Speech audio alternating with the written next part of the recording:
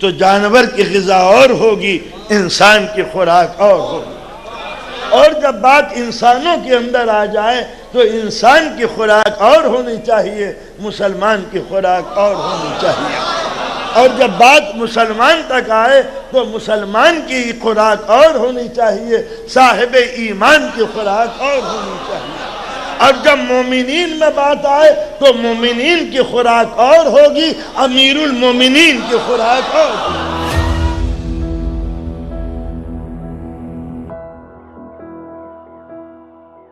پہلے تو دنیا یہ سمجھے کہ ہیومن نیچر اور شریعت ان میں دونوں میں فرق کیا ہے۔ میں نے عرض کیا کہ ایک ہی کارخانہ قدرت میں ڈھلی ہوئی دو چیزیں ہیں، ایک خاموش زبان ہے جس کو فطرت کہتے ہیں، ایک بولتی ہوئی زبان ہے جس کو شریعت کہتے ہیں۔ جب انسان پیدا ہوتا ہے تو فطرت الہی کے ساتھ پیدا ہوتا ہے، اس میں کوئی دو راہ نہیں۔ اس فطرت سے تصادم کے لیے شریعت نہیں آتی۔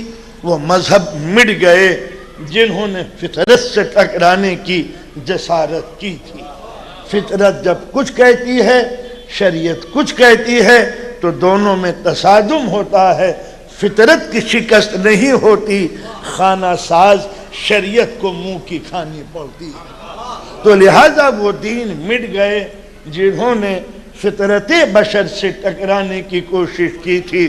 مثال کے طور پر بھوک کا لگنا فطرت کا تقاضا ہے، تو اگر کوئی دین آ کے یہ کہے کہ مت کھاؤ تو ممکن ہے کہ 2-4 دن بغیر کھائے ہوئے گزارا چل جائے، مگر جب مہاتما بدھ کو بھوک زیادہ لگی اور جسم سوکھ گیا تو پھر ان کو پھر اسی منزل پہ آنا پڑا کہ بغیر کھانا کھائے ہوئے نروان پراپت نہیں ہو سکتا۔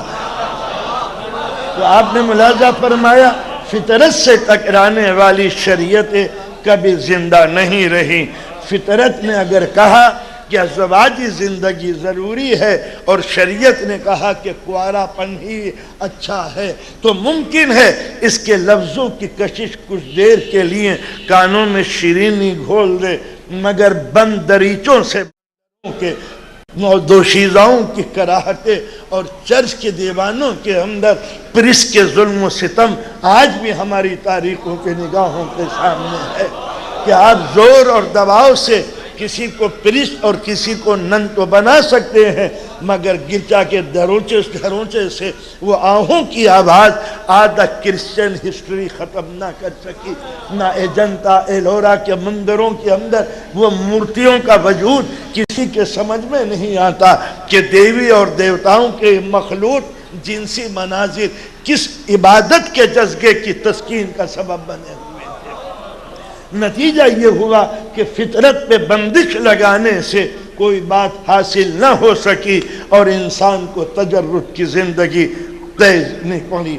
فطرت کہتی ہے لباس بناؤ اور فطرت شریعت کہتی ہے کہ ننگے رہو۔ تو ممکن ہے کہ گرم فضاؤں میں کوئی ننگا رہ کے